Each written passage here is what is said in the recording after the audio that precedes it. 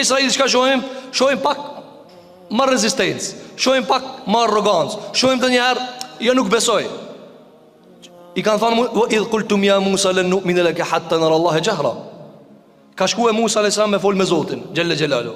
Edhe u ka kthye. Edhe u ka kallzuar sa urdhra. Dhe kanë ardhur bitë Israelit kanë thënë edhe na duam me pa Allah, si dush me të besue.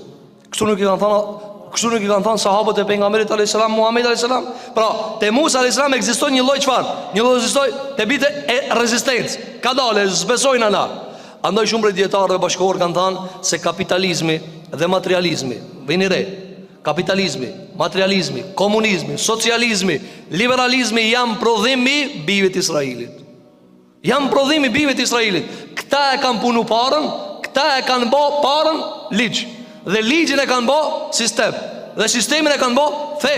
Dhe këtë janë të lidhur njëra me tjetrën. Këtë ka buron prej lidhjes së tyre që e kanë me materialin.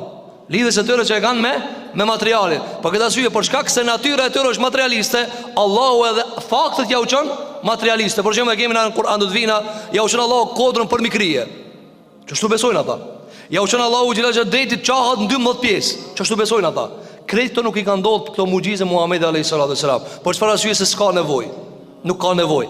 Andaj për shkak se karakteri i bijve të Israelit është më i vrasht, më i rrept, më i sert, kanë ardhur edhe shumë pejgamber. Derisa ka ardhur nga Abdullah ibn Mesudi radhiyallahu an, se ka thënë ka pas ditë, mrena ditës 70 pejgamber ju kanë ardhur bijve të Israelit, tut 70 i kanë vrarë. Mrena ditës kanë vrarë 70 pejgamber. Dhe janë të njohur për rreptësinë e tyre, dhe besoj që një pjesë të tyre edhe po e shohim në kohën bashkëkohore, rreptësinë dhe ashpërsinë dhe arrogancën dhe tiraninë që e kanë bijtë këtyre dhe nipat e këtyre. Pra